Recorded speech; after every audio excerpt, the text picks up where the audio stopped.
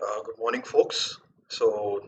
This is a continuation of the ongoing series about decision making in XAT, and this is part of the cracking at management exams with Unacademy in English. And so, Unacademy is, of course, India's largest learning platform, and you should, there's a subscription course that we offer that has unlimited features, and I'll talk about it in a bit. So I'll just give a brief overview about myself. My name is Achyut Gupta, and I am a 2018 graduate of XLRI. And during my time there, I won more than eight national level case study competitions. And I'm currently working in HR strategy designing with a startup.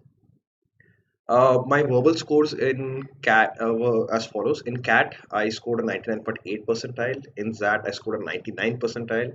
And in GMAT, I had a raw score of 42, which roughly translates to a worldwide score of 99 percentile for the people who wrote GMAT that year. I also have prior teaching experience with NGO, where I primarily taught in orphanages, and again, I focused on teaching English. And of course, currently I'm a verbal faculty with Unacademy. And what are the benefits of Unacademy? You have daily live classes. We have numerous instructors on Unacademy, and you can select any of their classes. You can choose and see which instructor has the type of teaching which is best suited for your learning. And of course, we have numerous discussions, and there are polls that are conducted by all the educators. And of course, all our courses structured in line to get the maximum benefit for the exam that you're preparing for. And as is important for any entrance exam, you need to do a lot of tests, mock tests. And of course, Unacademy provides you with numerous live tests as well as quizzes and which will give you a more detailed report about how you performed. And of course, you'll get unlimited access to, of course, all our live and recorded courses from the past as well. And we have numerous educators, as I already mentioned. Some of them are quite experienced, and they've been around for, they've been teaching for almost 20, 22 years. And some of them might also be known to you, like, Miss Shabana ma'am. We have Ravi Prakash sir, Praveen Tyagi sir, Abhilasha Swaroop ma'am. So I'm sure you would have heard about them. And we, of course, we are starting. We have lots of batches as well, depending upon what your time frame for learning is when your exam is. So you can join a batch according to what best suits you. So let's say if you're targeting CAT 2020, or you're targeting IFT 2020, or you're targeting XAT 2021, or you're targeting CAT 2021, you can join a batch according to what best suits you. So what is the Unacademy advantage over other modes of learning? First is the fact that the since it's online learning, there is no restriction in terms of the schedule that you have to follow, because since it's an online learning method, you can join whenever you want. You can say like learn late in the night or early in the morning. You can, the learning gets molded according to your schedule, right? Not the other way around. And then we have, of course, no language barriers. We have currently almost 15 languages in which we are providing classes. We have a lot of local vernacular languages such as Hindi, Malayalam, Tamil, Telugu, and in fact we're adding that. We're working on upgrading that and adding more languages to the mix. So in case there are more languages that you would like to be taught in, don't worry, it will be there soon. And of course, you have the convenience of learning anytime, anywhere, because like since you can access the videos anytime, you can, say if you're a working professional, you can learn while you're traveling to office, or if you're traveling home, you can, study in the train. The learning doesn't have to stop anytime. And then, of course, we have the interaction with the educators. So a lot of people who are used to interacting with their professors or with their teachers in the classroom setting might wonder whether there is interaction with educators on the app. I can assure you it is equally good. We have, in fact, you'll have educators available on the app anytime. You can reach out to them with your personal doubts, you can ping them, and you can get your doubts clarified any time of the day. And of course, during the class, there'll be numerous live polls which you can answer, and you can get information about, and then you can answer and test yourself with other people who are in the class at that point of time. Then, of course, we have numerous live tests and quizzes, which are quite, similar to the exam that you'll be taking. And after each of these tests, you'll get a very detailed report and analysis about how long you took for answers, how many answers you attempted, what was accuracy rate, which sections are your strengths, which sections are not so strong for you. And of course, there'll be lots of all the PDFs, the learning material that has been created will be given to you and accessible to you on the app, right? So for those of you who are planning to join our subscription, please note that the most cost effective would be obviously the 12 months model or the 24 months model. And also, if you're planning to join, I encourage you to use my code Achyut. This will give you additional 10% off. And you can also share it with your other friends who are planning to join the Unacademy subscription for some other different course. In fact, they can also use my code and they will also get a 10% off. This 10% off is not restricted just for you. You can share it with all your friends and family members, and any of them can use it for getting a discount on anything that they're buying from Unacademy. So, just again, I'll repeat. I'll give a brief overview of XAT for those who are attempting it for the first time. XAT is used for Xavier colleges, there's XLRI, XMB, XISS, XIME. There are numerous Xavier colleges spread across the country, so it is predominantly used by them for their admission. And of course, there are non-Xavier colleges as well which use them, such as SPJ, Mika, and IMT Ghaziabad. The XAT has four sections. There's a verbal section which has 26 questions, quant and data interpretation which has 28 questions, and then we come to decision making, which we are going to be seeing in this video, which has 21 questions. And since all the questions in XAT are worth 1 marks if you get them correct, that means the total marks that you can score in XAT is 75 when you add up all the three sections. XAT also has a second part, which is the GK part, which has 25 questions. But GK is not used in the initial shortlisting of candidates for the GDPI. GK is only used in the final selection process once your GDPI is complete. So it is, of course, it is an important part, but its importance comes in the second place once you get shortlisted for an interview. So let's look at the decision making. Since it constitutes almost 1/3 of the total marks of XAT. It's a very unique section, in fact, I would say, because no other management exam, let's say, be it CAT, IFT, NMAT, none of them have a similar section in their papers. And essentially, the main idea behind this is in line with what XLR's motto is, for the greater good. So basically, it tests your actual managerial decision making skills, how whether you resolve them efficiently, whether you resolve it quickly, and you make sure to keep all the stakeholders that are present, and make sure that you're doing justice by all of them. And also, you have to ensure that when you're answering this question, that you make sure that the decision that you make are such that the the employer or the organization's goals and image in public image is given top priority over individual person, because that's for the greater good, right? That's the needs of the many outweigh the needs of the few, as they say. So when you're taking a step that benefits the organization rather than one person, you're ensuring the uh, the well-being of a larger group of people. So that's what you have to keep in mind when you're answering these questions. And make sure you analyze the situations properly, because a lot of times there's an element of common sense, a little bit of extrapolation that might be involved in the question. So think over the questions thoroughly from a real life perspective, to understand all the possible things that can happen when you take a particular decision, right? And one of the main things that they're also trying to say is that how do you resolve ethical dilemmas, because they XLRI and most Xavier institutions have a very strong humanitarian outlook on things, and that's why they want that ethical dilemmas should be always done with keeping in mind the humanitarian values that are propagated by the Xavier colleges, right? So let's jump into the types of questions. So there are only two types of questions that are there. One is a single question based passages where you'll be given a small passage and there'll be just one question on it. And then you have the caselet types where you have one passage and there are multiple questions asked on the basis of that, right? So let's start by looking at some of the questions from the 2017 paper to get an idea of what the ZAT paper is like. So there's a question. Vimla is the domestic help for Shreya and her neighbor Padma. Both live in a posh gated community.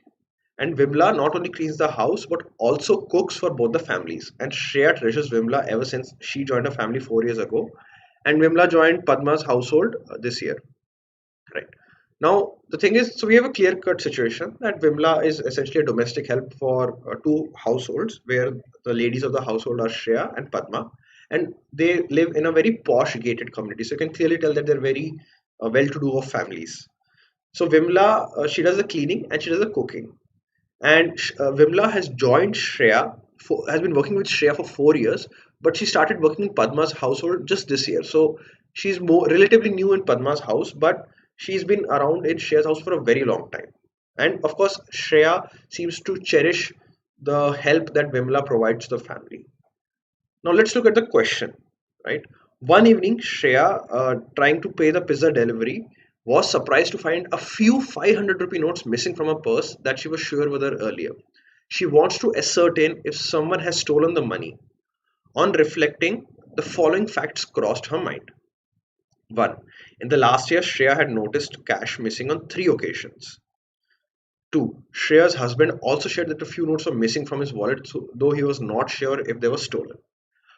3. Her eldest son had stopped pestering Shreya for more pocket money for the last 3 weeks. In the last few days, he had stopped doing so. 4. In the last 1 year, Vimla had received 6 mails from a family asking for money. 5. Her eldest expenditure has gone up in the last few days. Now, which of the following combinations of the above statements would decrease the likelihood that Vimla has stolen the money? So essentially what has happened is Shreya, while she's trying to pay a pizza delivery person, she notices that some money is missing from her purse. Now, there are certain facts that cross her mind, and these have been listed. So which of these two facts, which would decrease the if you focus on these two facts, it would mean that the chance of Vimla having stolen the money would be decreased because these two facts would contradict that probability, the probability of that event happening. So let's see the first one. In the last 1 year, Shreya had noticed cash missing on 3 occasions. Now this is ambiguous because it doesn't neither does it put the blame on Vimla, but neither does it deflect the blame from Vimla. Right? That's what we're essentially trying to do. We have to deflect. We have to take two statements which will deflect the blame from Vimla. Now one is very ambiguous. It doesn't do either ways, so it cannot be the right answer. 2. Shreya's husband also shared that few notes were missing from his wallet, though he was not sure it was stolen. Again, there's a bit of ambiguity because Shreya's husband does not have also has reported money missing, but he does not have clarity whether they were stolen or were they misplaced. Again, this does neither does it put the blame on Vimla, but neither does it deflect the blame from Vimla. So 2 can be discarded easily. 3. Her eldest son had been pestering Shreya for more pocket money for the last 3 weeks. In the last few days, he had stopped doing so. Now, this is very suspicious. Shreya's eldest son, had been asking for extra pocket money. He must be getting, say, an X amount, and he must have been asking for more money for pocket money for 3 weeks now. But only in the last few days, he has stopped doing so. Now, this is very suspicious because somebody has a motive who has a need for money and who has a motive to steal has suddenly displayed a change in behavior. Now, this is very suspicious. And because it is suspicious, it deflects the blame from Vimla. So, yes, 3 is one of our possible answers. So, like I said, we have to select two answers. So, 3 is one of our answers. Let's take the fourth one. In the last 1 year, Vimla had received 6 mails from her family asking for money. So basically, in the last 1 year, Vimla had received 6 mails from her distant family asking for money. Now, this does deflect the blame slightly from Vimla because it again shows a third party who has an interest in the money and who has a motive. But it is slightly less strong than point number 3 in terms of deflecting the blame from Vimla, because I'm sorry. In the last case, Vimla had received 6 mails. So now this is also a very suspicious thing, because Vimla has received mails from her family asking for money, right? Even if that is the case, then that would mean that she does have a motive to steal money. But the point is that if Vimla has received mails over the past 1 year, these 6 months have been over 1 year, why would she suddenly end up doing it? If she had to do that, she would have done it before. So 4 does put the suspiciousness on Vimla. But the thing is, we have to find statements that deflect the blame from Vimla, not put the blame on Vimla. While 4 puts the blame on Vimla, that she has a motive for stealing money, which is the mails from her family. So 4 is discarded. Then we come to 5. Her eldest son's Shreya's eldest son's expenditure has gone up the last few days. Now, if you read this in combination with third point, it gives you an idea that Shreya's son, whose expenditure has gone up and who has been asking for more pocket money, has suddenly stopped asking for pocket money. So that is very suspicious. So both these sentences deflect the blame from Vimla and put it on her son. So therefore, our answer has to be options 3 and 5, which would decrease the likelihood that Vimla has stolen the money. Right. Now let's focus on Padma. Padma, who was, if you remember in the first part of the para, Padma and Shreya are neighbors. So Padma has had Vimla working with her for just a year now. Now Padma discovered some money missing from her purse, and she suspects that Vimla has stolen it. So same thing. So Padma has also discovered some money that is missing from her purse, and she has a suspicion that Vimla has stolen it. So she wants to prevent the stealing from happening again and is contemplating the following actions. Right. So 1, she should let it pass since to err is human. 2, she should confront Vimla and tell her that she knows the truth and the act is unpardonable regardless of her past service and that she is thinking of terminating her services. 3, she should tell Vimla that she is aware that someone has stolen money from the house but is not sure who it is. 4, she should share with Vimla that neighbors think Vimla has stolen the money though she doesn't, but is interested in finding out the truth. 5, she should directly ask Vimla if she stole the money, promising her no punishment if she confesses. So right, now we have to, among the 5 options, we have to take 3 courses of actions and arrange them in decreasing order of appropriateness, right? Now let's look at the first option, which says she should let it pass. Now the thing is, if you look at the question, it says she wants to prevent the stealing from happening again. So if she follows the first course of action, which is where she should just let it pass, then the objective of the question is not being met, because uh, if she wants to prevent further stealing, then one will not prevent that from happening. So it is quite well. So it is not going to fulfill the objective at all. So one can be discarded completely, right? Now, because one can be discarded completely, that means also if you look at the answer options, option A and option B have action number 1 in them, right? So that means we can discard option A and B as a potential answers, because they both have A in them. Option 1 in them, right? Now the other one, if you see, right, C, D, E, both, all 3 of them have fourth as the least appropriate answer option. So that gives you a clue that fourth, which is she should share with Vimla that neighbors think Vimla has stolen the money, though she doesn't, but is interested in finding the truth, is the least appropriate. So now what you have to do is you have to find from 2, 3, and 5 which are the two more appropriate options compared to 4, because you have to arrange them in decreasing order of appropriateness. So the starting options have to be slightly appropriate, then the second option less appropriate, and the third answer option which is least appropriate. So since in option C, D, E, option 4, the course of action 4 is in the last, so that means we can get a clear idea that 4 is the least appropriate. So now let's see which of 2, 3, and 5 would be apt courses of action for Padma. Now we have second, she should confront Vimla and tell her that she knows the truth and the act is unpardonable regardless of her past service, and is thinking of terminating her services. Now, um, if you see in second, it says that she's going to confront Vimla and tell her blankly that she knows the truth and put the blame on her, because if she's saying that the act is unpardonable,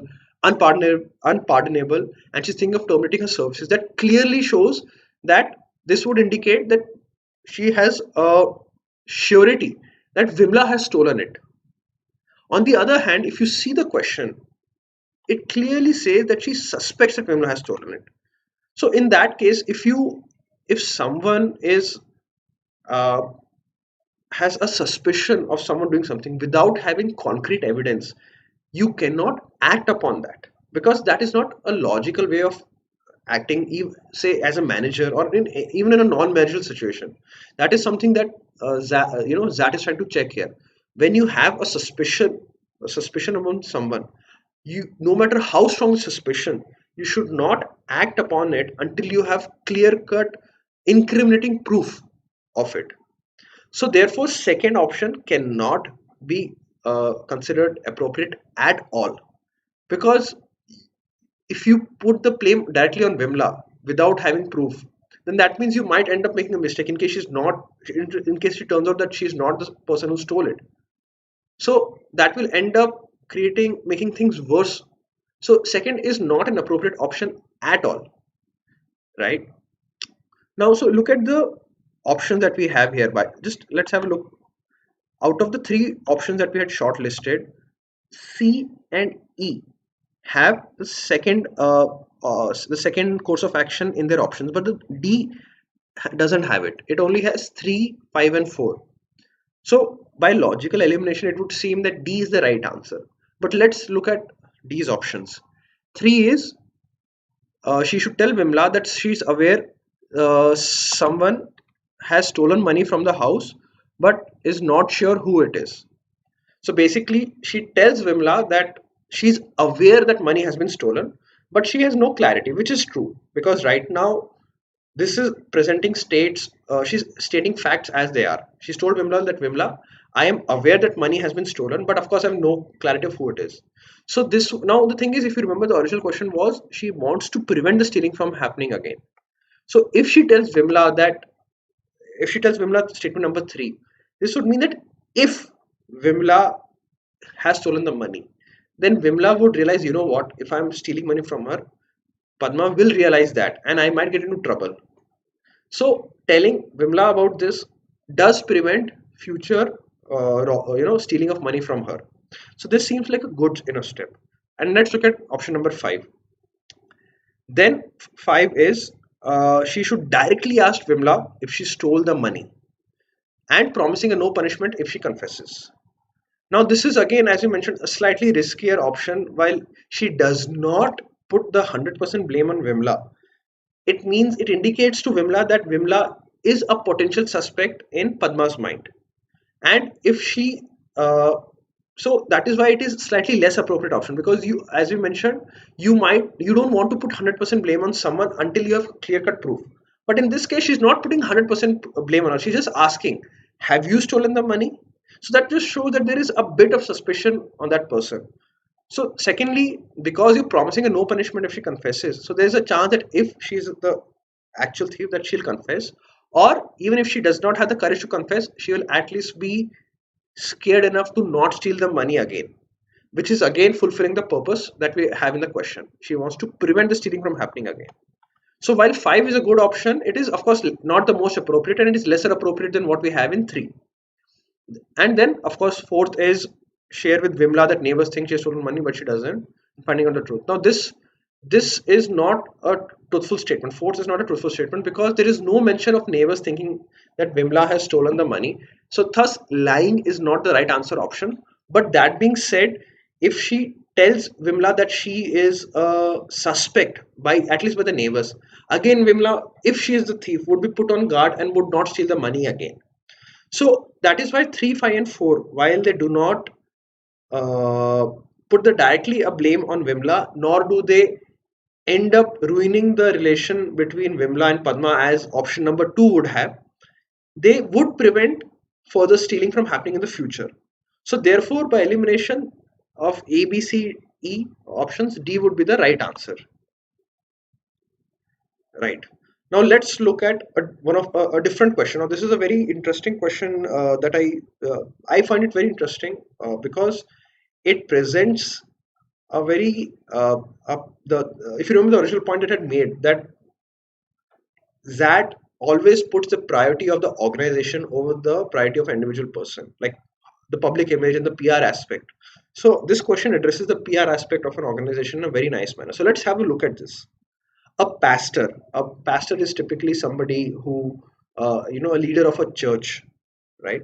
A pastor had eaten at a restaurant with his troop of 10 and his family. So basically a pastor goes to a restaurant and he's got like a group of 10 people and his family, so it's a large group that he's going with. It is a norm to tip the waiter about to tip the waiter, and about 20% of a waiter's salary come from these tips. So basically, it's a like in many foreign countries, it's must be a norm in the place where they are to tip the waiter. And in most restaurants, about 20% of the final salary of a waiter comes predominantly from the tips alone, right? Now, however, while paying the bill, the pastor crossed out the automatic 18% tip charge for parties of more than 18 of 8 more than 8 and wrote, "I give God 10%. Why do you get 18% above his signature?" So basically, what has happened in the bill, apparently the system generated bill would typically write would charge 18% tip on top of whatever was the food bill, and because that must be the standard thing that their system would have, that if there is more than 8 people in the group, then 18% tip should be charged. And he crossed it out with a pen and he wrote that I give God 10%. So why do you get 18%? So maybe it was he was trying to be humorous or witty, or maybe he genuinely had a concern. So he wrote that there above while before signing a trip. The chagrined waitress at the restaurant posted a photo of this on social media. She was subsequently fired for violating company's policy on customer privacy. So the waitress who was waiting upon him and who was expecting an 18% tip, obviously was very upset. She was very annoyed, and she took a photo of this bill and she posted this on social media. And because the company felt that she was violating their policy on customer privacy, they fired her. The restaurant fired the waitress who posted the photo. Now, this would have been understandable if the restaurant had not posted just 2 weeks ago a customer receipt that was complimenting them. Social media and social activists came heavily upon the management's ambivalent stand and the firing of the waitress. So basically, the thing is now, because now the fact that they fired a waitress for violating their policy on customer privacy would have been something that would have been justifiable, if not for the fact that just 2 weeks ago the restaurant themselves had posted a photo of a customer's receipt where the customer had complimented them. So that is why the most of people on the social media and the social activists, they started criticizing the management heavily because of their dual standards. So on one side, if they're getting a praise from customer on a receipt, they're posting it. On the other side, if the review is not favorable for them, then they're firing the waitress. So that is why they came down heavily on the management's ambivalent stand, meaning they don't have a clear cut stand. They're changing their stance on this particular issue, and thus the firing. So that's why everyone responded very negatively to this. In response, the company posted a note on the social media page defending their actions. This quickly drew over 10,000 comments, mostly negative, to which the management started responding by posting the same note over and over again. There were also accusations of company deleting negative comments and blocking users. So basically, when the people started criticizing very heavily the management's dual standards with respect to dealing with customer privacy and the firing, they posted a detailed note, like a lot of companies post notes explaining the stance on various issues. They posted a note on their social media page stating their stance, why they had done that. But this move backfired, and apparently it generated more than 10,000 comments, and most of them were negative from people criticizing them. And in response for most of the comments, what the company did was they started posting the same note that they had posted top. They start posting it as a reply to those each of those negative comments. Also, some people started accusing that the company was deleting some of the negative comments and blocking users who were posting negative comments. So as you can see, the company is facing a lot of criticism and lot of attacks by people on social media for how they have behaved, and their further actions have also generated more negative flack for them, right? So as a result, the restaurant also experienced a sizable drop in the footfall. So because of all this, they have experienced a dip in the number of customers who are visiting there. Now, let's go to the original one. Who slash what is the main cause for the situation becoming unmanageable, right? So we have to see not what we have, the question is not what caused the situation, but what action caused this situation to become unmanageable, right? Now, A, the pastor for flouting the norm of the restaurant. Now, while the pastor was certainly wrong in terms of crossing it out and writing things and not paying the actual tip that was already defined there, he is not responsible for the situation becoming unmanageable, right? Because it was still manageable when he did that. If the restaurant had forced him to pay, or they could have reached out to him, it was still manageable at that point. Second, B, the waitress for violating customer privacy. Now, while the waitress was certainly wrong for violating customer privacy, it is to be noted that there was no response. The negative backlash from people was not about the photo that the waitress had posted about the customer's bill, right? C, the management for not taking action against the pastor, which is true. If the management had done that, as I already mentioned, if they'd taken action against the pastor, like called him up and told him, or they would have banned him from the restaurant, that would have stopped the situation from before it got big. So that could be a possible answer. D, the management for giving out disproportionate punishment to waitress. Now, as you can see, this line, this line gives you a clue that their action of firing would have been understandable if the restaurant had not posted 2 weeks ago customer receipt that was complimented. So the thing is, as you can see, all the problems started here.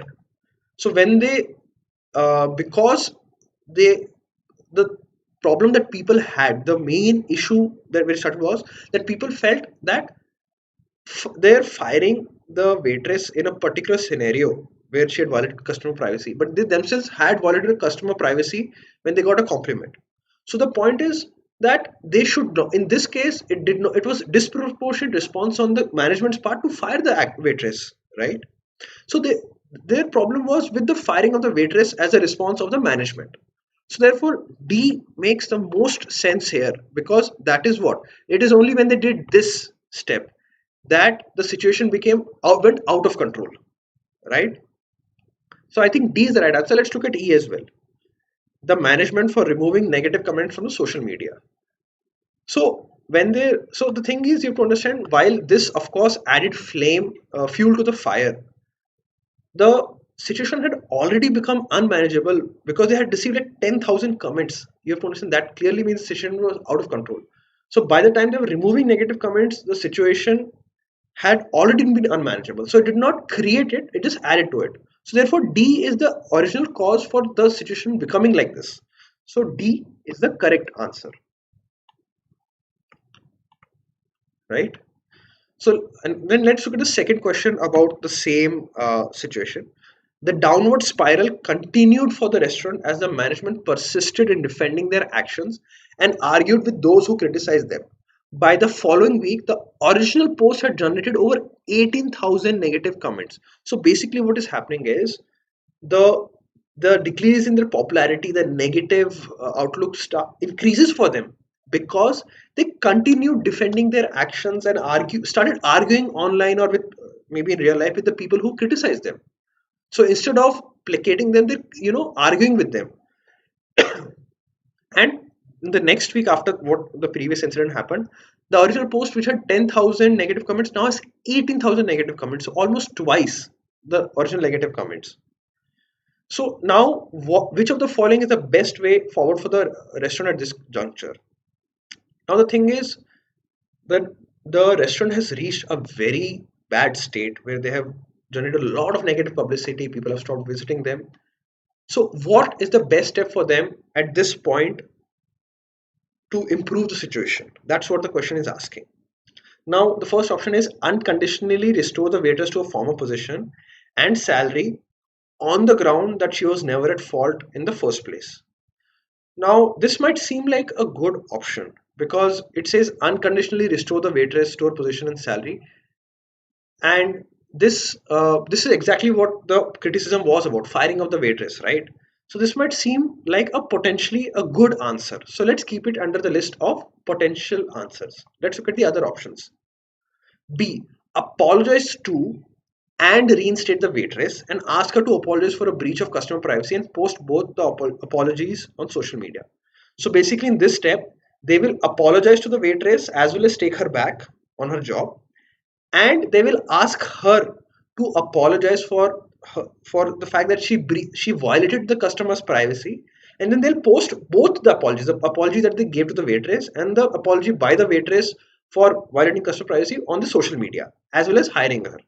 Now, this seems like a really good option because in this case, they are taking back the waitress, which is, of course, the main issue that started this, as well as just sticking to their original point about the fact that they value customer privacy. So, if they and since they if they apologize to her, that will placate a lot of people on social media saying that this the restaurant is admitting their mistake, and thus they're taking her back as well and apologizing. So they'll be able to see the apology that they made to her, and if they also see the apology by the waitress for the violating of the customer policy, then they'll know that the restaurant has very strong ideals about customer privacy, and thus the waitress was also at fault to a certain extent. So B seems like a really good answer option, and I would not say it's more appropriate than A. But let's see the other answer options. Reinstate the waitress provided she apologizes for the breach of customer privacy and post an apology on the restaurant social media page. So basically, it is like the answer option B. But the only difference is that they do not apologize to the waitress. They just take her back and make her apologize for breaching customer privacy. Now, again, this C does not seem better than B because in B, since they're posting an apology of themselves towards the waitress on the social media page, that will bring down people's anger better.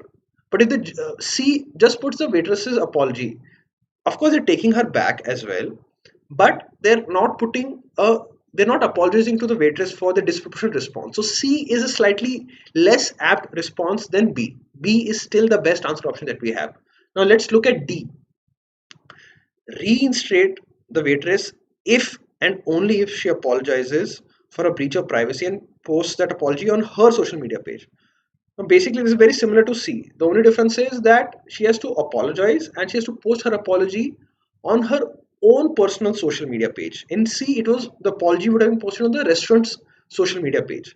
So again, this is even worse option than C because most of the people are following the restaurant social media page and posting comment there. So it makes sense that any apology that needs to be posted should be there. Also, again, as I said with C, even in D, the restaurant is not apologizing to her. So that needs to be done because that is necessary for placating people's angers about what is happening, right? Then we have E. Recruit two waitresses at a higher wage but stick to the original decision of firing the waitress. Now this is a very bad step because if you're recruiting two waitresses at a higher wage than what you were paying the original waitress, so you'll end up increasing your cost, especially at a time when you're having lesser business. On top of it, you are sticking to the original decision of firing the waitress, which is what caused the whole outcry on social media. So E is a very bad option. So E can be completely ignored. Therefore, as we already discussed, B seems to be the most apt answer option here, where they have to apologize to the waitress and ask her to apologize for the breach of customer privacy and post both the apology on social media. So this will placate everyone because they're taking her back, they're apologizing to her, and because she's apologizing to the customer for the breach of the privacy, so their internal values of protecting customer privacy also get followed, right? So we have B.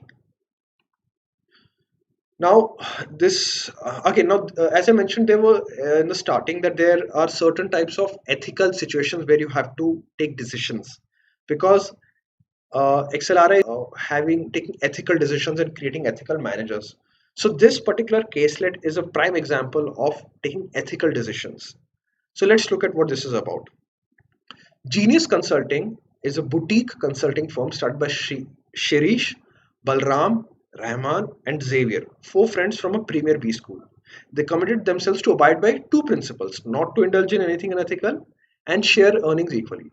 So basically, it happened there are four friends from some premier B school called Shirish, Balram, Rahman, and Xavier who have started their own consulting firm called Genius Consulting.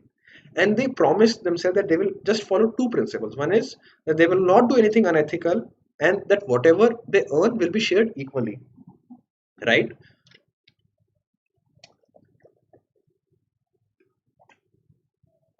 Now, Genius Consulting could not get a significant project till the following year when they managed a big one after Rahman's father referred the firm to his top management. Convinced of the team's talent following an impressive presentation, the top management awarded the project even though six other effort teams made presentations. So basically what happens in their first in the year that they started this, they could not get any big project, any significant project. But the next year, they got a very big project because Rahman, who was one of the founders, his father refers the firm to his company's top management. Now, there were six other referred teams as well. They were not the only team that was referred. There were six other uh, teams that were referred as well. So all the other teams also made presentations. But because the management liked the presentation, which was very impressive, they selected Genius Consulting. So that shows that while they were referred by Rahman's father, they won the project based on their own capabilities and based on their own presentation. The day following the presentation, they met to decide the way forward for the organization. Which of the following choices would be most appropriate for Genius Consulting? So after they won the project, so the next day they are having a meeting to decide what next to do, and we have to decide what is most apt step for this company, Genius Consulting. One, as this project violates both their principles, Genius Consulting should not take up the project. Now, if you remember the original two principles, one was not to indulge in anything unethical, and B, share earnings equally. Now, option A says this project violates both their principles. But if you look at the first principle about not indulging anything unethical, it clearly shows that this principle was not violated at all. If you Because it has been mentioned that Genius Consulting won the project because the presentation was good, and there were other teams that had been referred as well, but they didn't get selected. Why? Because Genius Consulting made a very impressive presentation.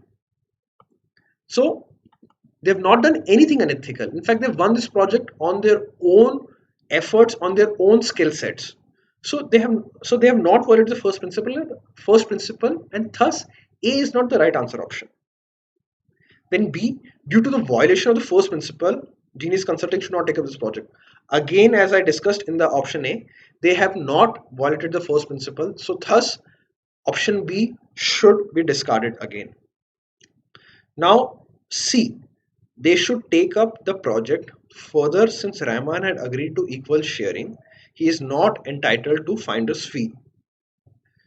Right. Now, C says that they should take up the project because no principles were violated. And because Rahman has agreed to an equal sharing of the fee, he should not be given the finder's fee that is given. Now, the thing is, finder's fee is my understanding here is that the finder's fee is given to among the organization to people who find new projects for them, right?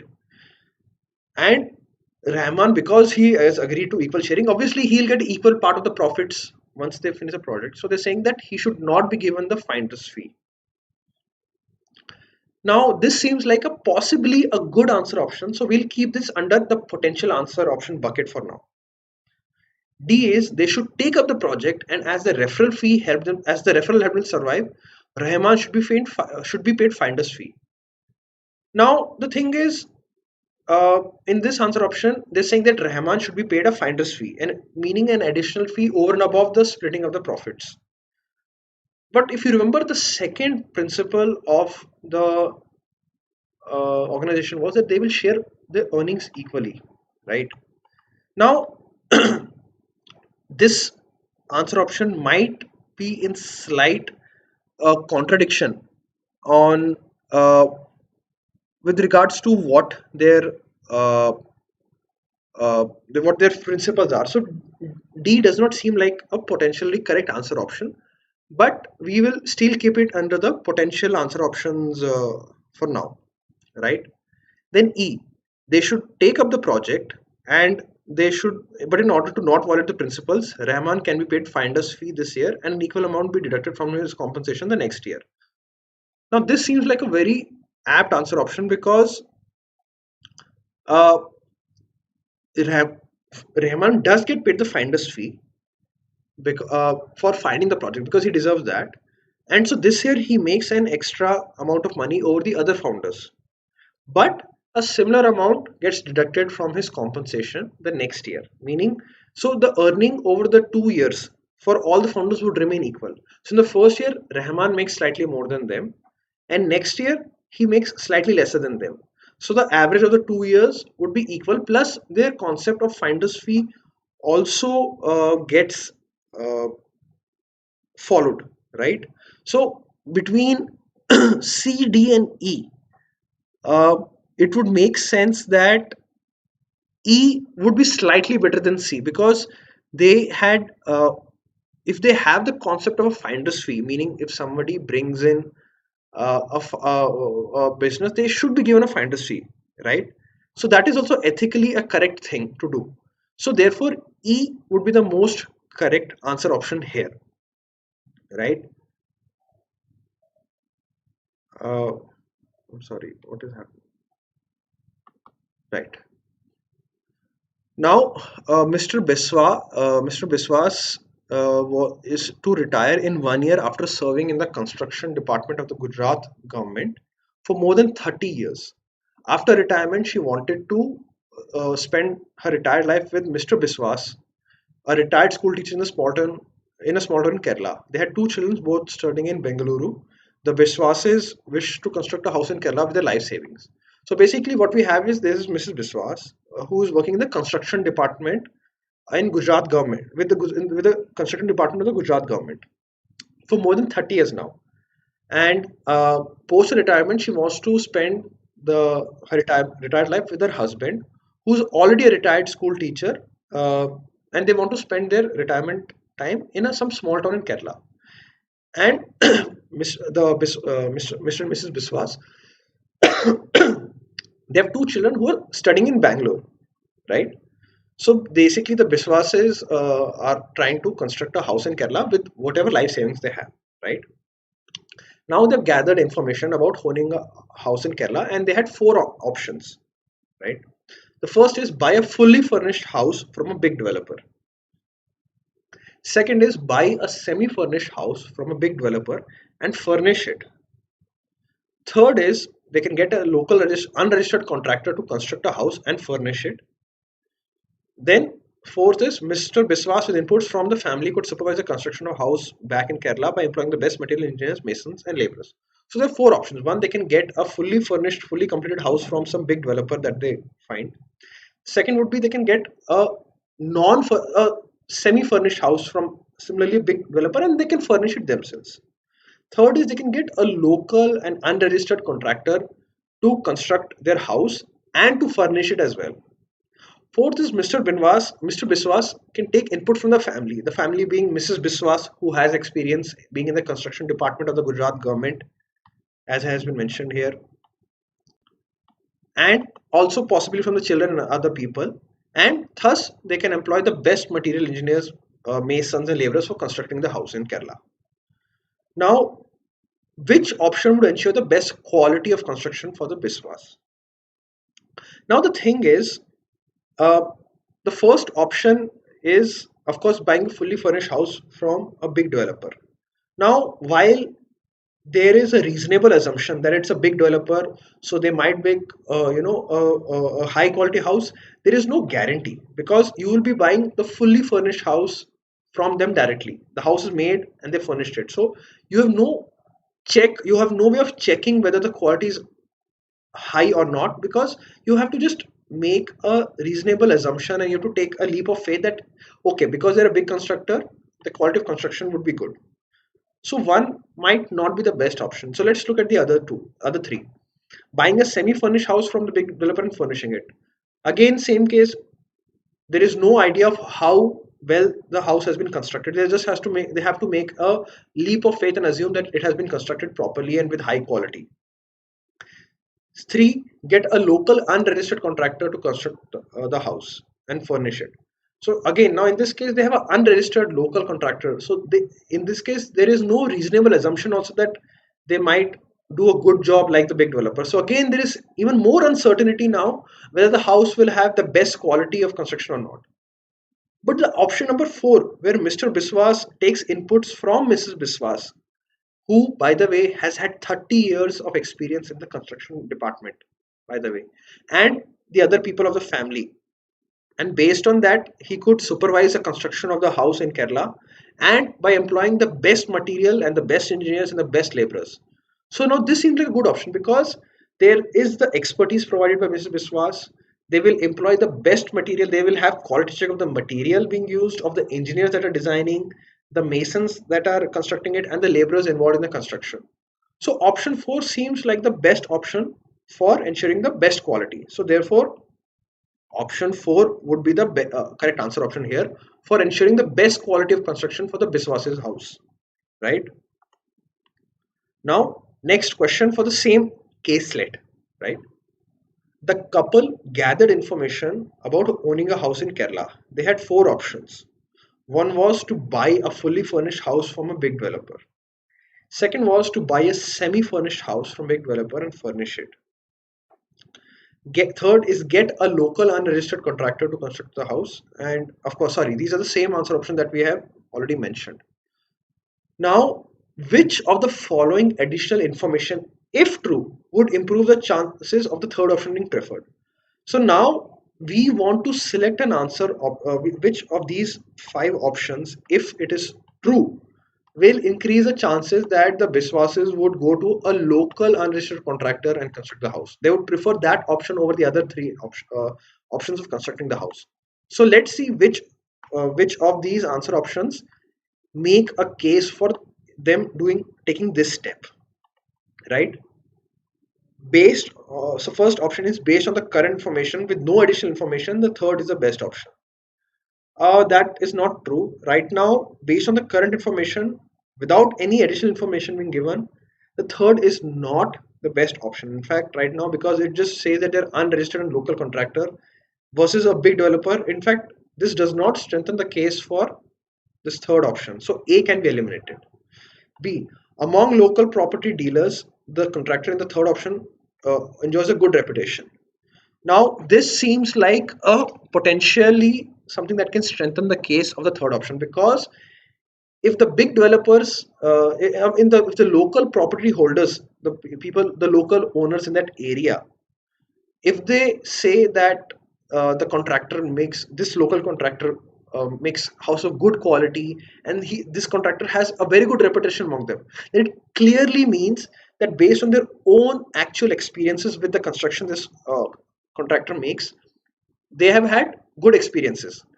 And if that is the case, then there is actual evidence and first hand evidence for the Biswases that if they get their house made by this particular contractor, then they will have a good quality house as well. So B seems like a good answer option for now, because it is supporting statement number 3. Now let's look at the other answer option. Big developers are less open to changes in design. Now, while big developers are less, if this is true, then all it would mean is that if they want to do changes in design, then big developers would be less likely to do it. So this might make the Biswases go away from the big contractors. But like I said, it puts in a probability that because they are less open, they might not do the changes. but you never know. Maybe they might do some of the changes as well, and that should could possibly be enough for the Biswases. So no, see, will C push them to go towards the local unregistered contractor? No, it will not. It might just make them slightly careful about dealing with the big developer and in terms of getting the changes made, if they have changes also. And we have no idea whether they are want to do any changes in design in the first place. The Biswases, there is nothing, no mention of that. Fourth, the Biswasis cannot stay back alone to supervise the construction. Now, this strengthens the case for the Biswasis to get a house from either a big developer or from a contractor, because since they cannot stay back to supervise, they would have to, in fact, trust the word of the big developer, because big developers typically are known for higher quality inputs. So, in fact, statement D would push them away from taking option 3 as a course of action and push them to either 1 or 2, because they would end up having to if D is true, then they would have to depend upon a large developer to finish their house so that they can assure the best quality. So D is not picking a case for the third statement. So D is eliminated. E, the Biswas want to select the furniture on their own. Again, if that is the case, then it also makes sense for the Biswases to take option 2 or option 3. In both cases, they can furnish it. So E is not pushing them towards option number 3 only. It's pushing them towards option number 2 and option number 3. So E is also eliminated, and thus, as we originally discussed, option B is the correct answer. Right. Now, third, we have same caselet and a question based on the same particular caselet. The Kerala government recently announced a policy that in case of a major quality infringement, the builder will pay a penalty of 50% of the price of the house in addition to the price of the house to the client within a year of notice. So basically, what happens is the Kerala government, where the Biswasis are constructing a house, has just announced a policy that if there is a decrease in the quality of a construction, and there's a major decrease in quality, then the builder will have to pay a penalty in terms of they'll have to pay the price of the house as well as additional 50% of that price. So meaning they'll end up paying 1.5 times the money that they made from that house to the client within a year. So there's a very strict rule now that they've put into place. Now you have to rank in ascending order, meaning the option that would ensure quality. Meaning we have to start with the option that would ensure the least amount of quality, and arrange it so that the last option ensures the maximum amount of quality. Right. Now let's see. We have four options now, because uh, the Kerala government is penalizing the constructor for quality infringement. Now it's clearly we can clearly assume that whichever builder is building a building, they'll make sure that they put the best possible quality in place, right, in whatever they do. Right. Now let's look at the options. In the first option, they're buying a fully furnished house from a big developer. Right. Now, because they are getting the house from the uh, developer, including the furnishings, because of this rule that Kerala government has done, I think in this case, the builder would make sure that the building as well as the furniture inside would be of the best possible quality, right? On the other hand, in the second option, if the Biswasis get a semi-furnished house and they furnish it themselves, they will be assured that the building is of the highest quality.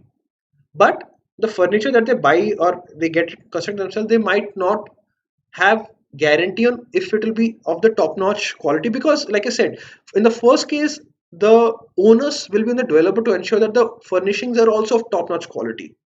But in the second case, the onus is just on the Biswasis to see that the furniture they get is the good quality without any fine, because the fine is only on the constructors. So second seems like a less likely option. First seems like the most likely option for the best uh, quality that you can get. Right. Third is get a local unregistered contractor to construct a house and furnish it. So this would be similar to the second option in terms of uh, getting the house constructed by someone else and then furnishing it themselves. So In this case, again, uh, the only difference is that the house is being constructed by an unregistered contractor. But nonetheless, uh, the rule will still apply to this particular contractor.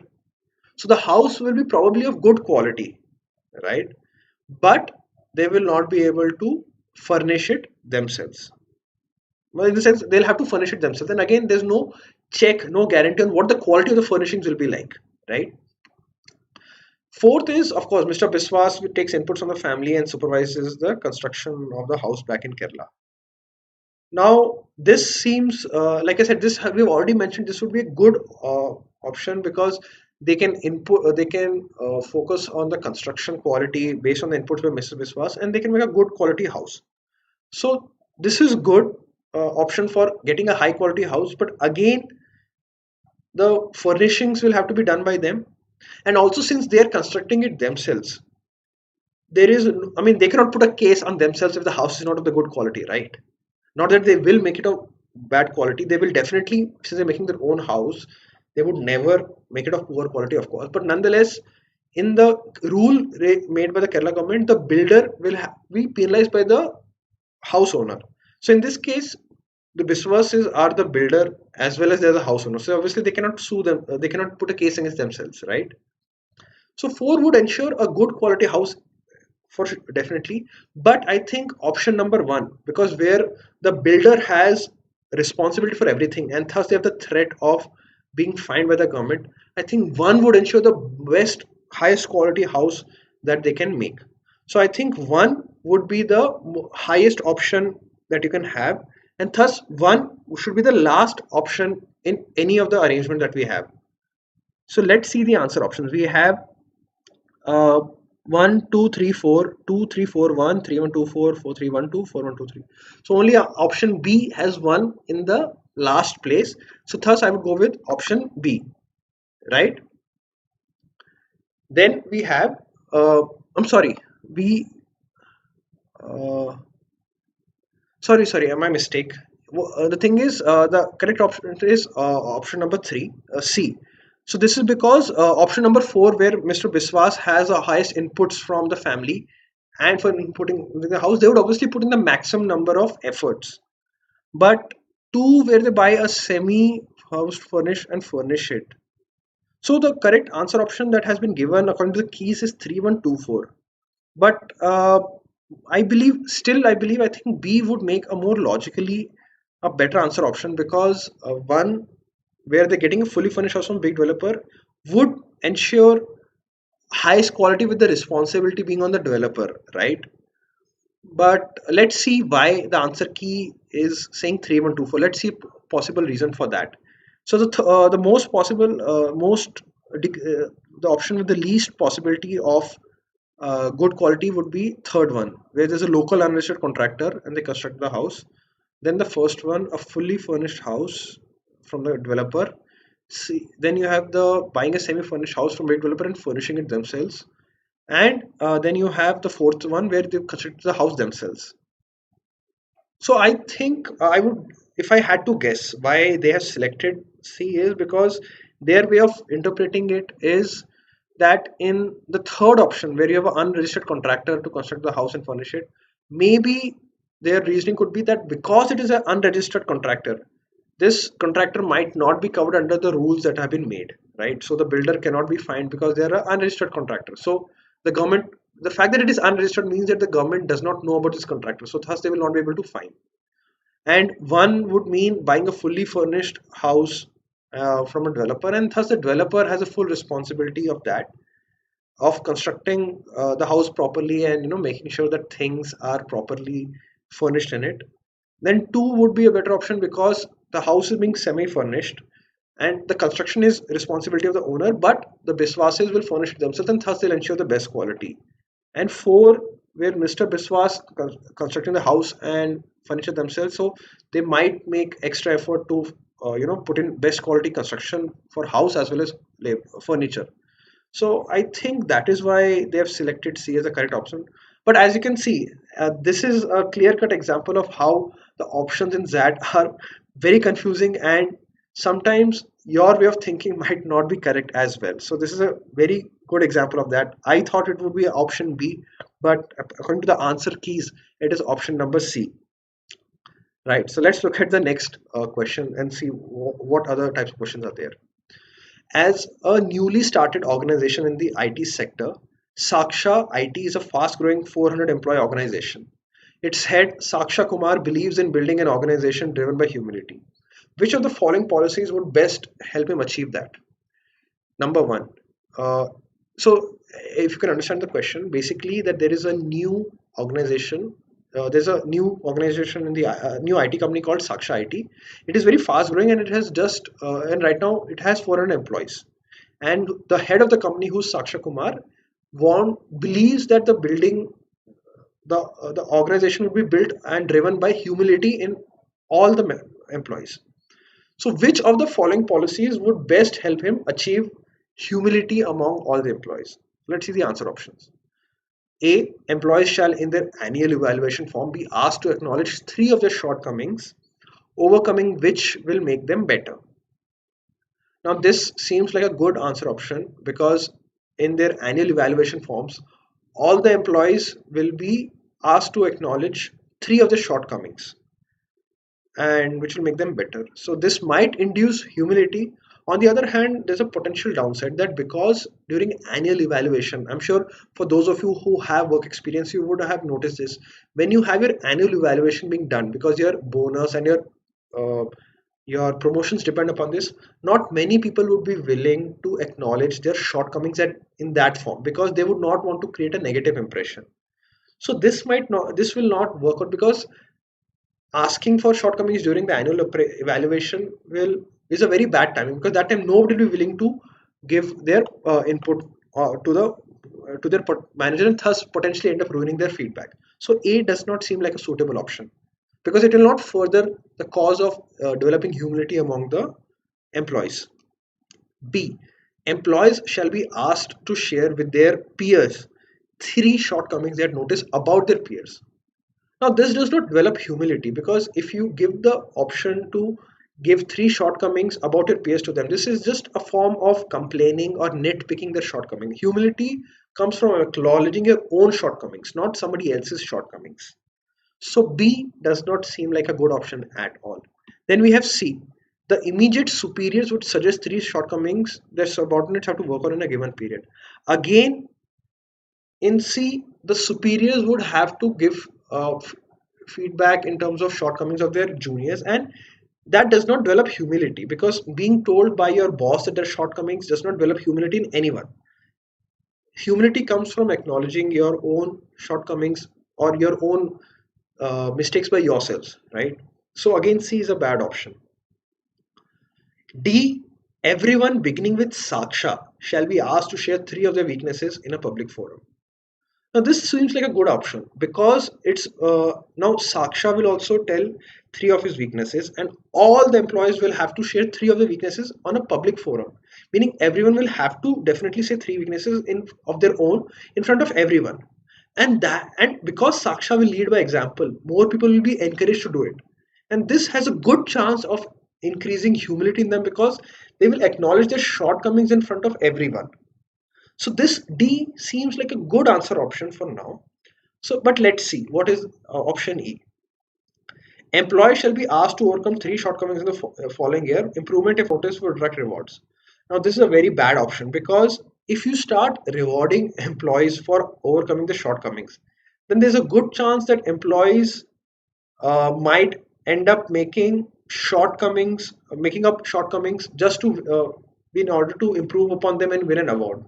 Additionally, if you start introducing the aspect of reward behavior, then that does not develop humility because their motivation for focusing on shortcomings will be the reward, not a humility factor. So E again goes against the very idea that Saksha wants to put in his organization, and thus by elimination D is the only right option that you can have, right? This is one of the more logically thought out questions. As I mentioned, XLRI, sorry, XAT checks how well you accommodate the concerns of all the stakeholders in a particular decision making. And this caselet demonstrates that, tests that very effectively. So let's go through this one. A college campus with a population of around 2000. Of 200 are children, 1200 were people between 15 and 45 years, 500 people between 45 and 65, and around 100 people more than 65 years of age. The campus has two big gates opening out to the city, and there are 400 cars and 500 motorbikes on the campus. So basically, there is some college that is being discussed, and it has total population of 2000, out of which 200, like meaning 10%, are children. 1200, which is roughly around 60%, includes people in the age of 15 to 45. 500, meaning 25% of the people are between 45 and 65 years of age, and 5% of the people, which is 100 people, are more than 65 years of age, right? And the campus has two gates which opening to the city, so you can exit or enter the campus only through these two gates. There are totally 400 cars and 500 motorbikes in the campus. So totally there are 900 vehicles inside the campus for a population of 2000 people, right? Now, the residents relied on these vehicles to visit the city located 10 kilometers away. So because the college campus is about 10 kilometers away from the city, the residents rely on these vehicles for visiting the city, because 10 kilometers is quite a bit of a distance. Now, with land within the campus becoming scarce, the chief administrator CA found the growing demand for parking lot difficult to handle. The faculty, staff, and students wanted increased parking space. In the past year, the parking requirement on campus had doubled. The CA found it inappropriate to construct parking lots for students, even though those vehicles may not complain about it. So basically, what is happening is that because the land was becoming lesser land was available within the campus uh, for making more parking lots, and the chief administrator was finding it difficult to handle more demands for additional parking lots. In fact, in the past 6 years, the parking requirement of the campus had doubled. Despite that, there was more requirement for parking spaces from the students and the faculty. So this shows that while the college was working on increasing the parking requirements, the chief administrator was finding it difficult to keep up with the demand. The demand was more than what they could supply in terms of parking lots, and also there was not enough land available within the campus. So the CA also, by the way, it says found it inappropriate to construct parking lots from the student fee. So basically, the thing is, the CA so far has not used money from the students' fees for constructing the parking lots. That okay. Now let's see. Besides creating parking problems, the CA felt these vehicles added to the pollution and made residents less responsible toward each other. The risk to the children and elderly because of overspeeding was menacing. Therefore, the CA wanted to reduce the number of vehicles in the campus. Many faculty members, students, and staff members, however, felt the demand for more parking space was natural, as vehicles were required to go to the market, railway station, airport, and interstate bus terminal, all located in the city. They also told the CA that the elderly, sick, and toddlers relied only on these vehicles. After listening to all stakeholders, the CA wanted to solve these problems while ensuring the campus remained responsible and green. Now, this gives you an idea of what all factors you have to keep in mind while taking a decision. One is that from the CA's point of view, the chief administrator's point of view, the vehicles cause pollution, and because there is an issue of overspeeding, so there could be possible danger for the children and the elderly. So you have CA's concern for the pollution being there. Then you have the issue of safety of the elderly and the children. Then you have the issue that for the faculty members and students and staff members, they need the vehicles to go to for any work that they have, for going to the market, railway station, airport, interstate, because they're all in the city which is 10 kilometers away.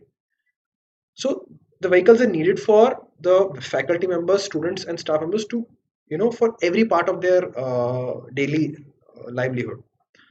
Also, the elderly, sick, and the toddlers needed these vehicles because they cannot, they're very weak. They cannot travel on their own. They need the vehicles all the more so. They cannot move about without vehicles at all. So you have these four stakeholders, four different parties that you have to keep into mind. And the fifth option is that, as we already mentioned, the CA wants the campus to remain green, which connects to the original point about the pollution. So basically, we have to ensure a solution where the campus remains pollution free and green, where the student members, faculty members get parking space for their vehicles which are necessary for them, where overspeeding and thus the safety factor of uh, children and elderly is taken into account. And fourth, the fact that there are vehicles available for the elderly, sick, and toddlers who cannot move at all without these vehicles. So these four things you have to keep in mind. So let's look at the first question. Which of the following actions would best satisfy all the stakeholders within the campus? So I've we've already discussed all the stakeholders that are there. We have to get a solution that will best satisfy all of them.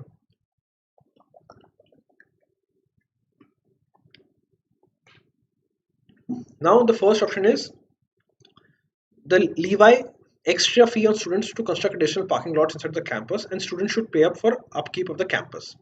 So basically they're saying that the first option is that you charge an extra fee on just the students for constructing parking lots in the campus. But is this fair? Because the point is you have to treat all the stakeholders equally, and putting additional burden on just one of the stakeholders, which are the students, is very unfair. So A is not the right answer. Let's see. B is let all the vehicles be parked in a college managed space outside the campus, while two battery operated vehicles handle exceedances in the campus. Now this seems like a good option. Why? Because all the vehicles that are there in the campus for all the camp vehicles owned by people on campus will be parked at a space outside the campus, but is being managed by the college authorities. So it's like a parking lot outside the campus that is being maintained and kept by the college authorities. And for the traveling within the campus, they have two battery operated vehicles for any emergencies or things like that. This seems like a good option because this will eliminate the issue of pollution, of overspeeding, and give it will also provide access of parking space for everyone because all the vehicles will be parked in that space, and there will be operated vehicles on the campus which will not pollute and will be available for emergencies that involve the elderly, sick, and the toddlers because they rely only on vehicles. So these vehicles are there for emergencies involving them. So B seems like a good answer option because it has taken into account concerns, all the four concerns that we had shortlisted initially. But let's see the other answer options first. C is bring all stakeholders to the discussion table. Now, this will not be a very fruitful thing because typically, uh, when you have multiple stakeholders, and if you ask them to find out a discussion on a solution on their own, then that will lead to just a lot of endless discussions and arguments without any suitable outcome. And the point is, they're asking for we have to find a solution that will satisfy all of them, not involve further in discussions. So C does not seem like a right option for now, but let's look at the others. D, to reduce the carbon footprints, only pooled vehicles should be allowed to operate inside the campus. Now D is addressing only one of the first stake concern that we had raised, one about the pollution. It does not take into account the issues about emergency for the elderly, sick. It does not address the issue about the overspeeding because pooled vehicles can also speed, and so there's no safety for less safety for the children and the elderly. So it addresses only one of the four issues that we had raised. So D is not the right option. E, charge a significant fee from any vehicle entering or leaving the campus. Now, again, this addresses only one of the issue. Charging a fee for entry or exit would only help generate more money for constructing more parking sheds. It does not address the issue about making the campus more pollution free. It does not address the issue of the over speeding. It does address the issue about the parking space, and it does address the issue of vehicles being available for the elderly, sick, and the toddlers. So again, two issues out of four are being taken into account, but not all four. So E is also not the right answer option. So thus we can eliminate E. Thus, the only option which accurately addresses all the stakeholders and all their concerns that are there is answer option B. Right. Next, the question is which of the following would be the best option to increase revenue, decrease carbon footprint and still satisfy stakeholders. So now we have to select an option where all the stakeholders are being satisfied. Plus, you have to increase the revenue while decrease pollution and the carbon footprint as well. So let's see what are the answer options that are available. Make a substantial collection from vehicles entering or leaving campuses and construct a parking lot outside the campus. Levy extra fee on the stakeholders and build parking lots inside the campus. Bring all stakeholders to table and let them build consensus. To reduce the carbon footprint, only pool vehicles permitted on campus. Let all vehicles be managed in a parked space, managed space outside the campus. And while battery operated vehicles parked at the two gates can be used inside the campus. Now, mm, now the thing is, you have to uh, we have to increase the revenue. That's a very important point. So let's see which of the answer options actually create an increase in revenue. The first one talks about a substantial collection from vehicles entering or leaving campus. So this revenue aspect is being considered here. So A is a possible answer. So let's keep A as potential answer. B, levy extra fee on the students and build extra parking lots. So again, B also levies an extra fee and increases revenue. So B is also potential answer. C, bring all the stakeholders to table. Again, this will not lead to an increase in revenue. This will lead to more discussions, and it does not address the first aspect of the question, the best option to increase revenue. So C can be eliminated right away. D, to reduce only pooled vehicles be permitted on campus. So while this does talk about reducing the carbon footprint, it does not take into account the increasing of revenue. The revenue will not increase, so D can be eliminated. E, let vehicles be parked in a managed space outside the campus while battery operated vehicles parked at the two gates can be used inside the campus. Again, while this focuses on the pollution and the carbon footprint aspect, there is no answer option given here for increasing the revenue. So we can straight away eliminate options C, D, and E. Now let's see outer option remaining options A and B, which is a more apt. Look at option B. It says levy extra fee on just the students and bill extra parking lots inside the campus. Now the thing is, if you have extra fee on just the students, that is first of all very unfair to just the students. This will not, while you'll build extra parking lots into the campus, this will in no way discourage the use of vehicles by the other parties. In fact, it might not even discourage the student because the extra fee will be on all the students. So even the students who don't have vehicles will be charged this fee, and thus there is no additional burden for the student owning vehicle owning students to stop using the vehicles. So B cannot is not uh, a fair option, and neither does it address the aspect of the decreased carbon footprint. Right now, let's look at the first option. When you're charging a substantial collection, meaning you're charging a high fees for vehicles for entering or leaving the campus, that has two benefits. One is you generate a lot of revenue from everyone fairly, be it the faculty, admin, or students. So whoever has vehicle has to pay a substantial amount for the vehicles coming in and out of the campus. So this way you generate a lot of money. Plus, because the fee is so high, there is a good chance that people might decrease the use of their vehicles, or additionally what they might prefer to do is that they can might prefer parking at the parking lot outside the campus. So if you have a parking lot there, they might choose to park there themselves, and if they wish to come inside they have to pay a substantial fee. So this way it addresses all the issues. The revenue aspect is there. There is a push towards a decreased carbon footprint because people will be encouraged to park in the parking lot outside the campus and thus avoid the heavy fee. And also stakeholders in terms of the emergency aspect that is there for people will be addressed, because those who have emergencies will be definitely be willing to pay the substantial fee, right? So the option is still with them that if they want they can bring the car inside or their vehicles inside, but at a very heavy cost. So all the stakeholders will be also satisfied while ensuring the first two options of the question are being met. So A thus is the logically correct answer.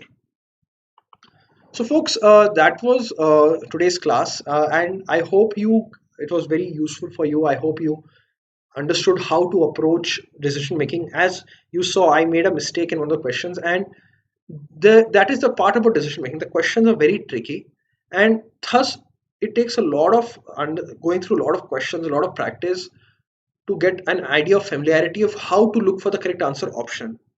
So please join in again. I will be since I've already covered 2018 and 2019 ZAT decision making sections, and today was 2017.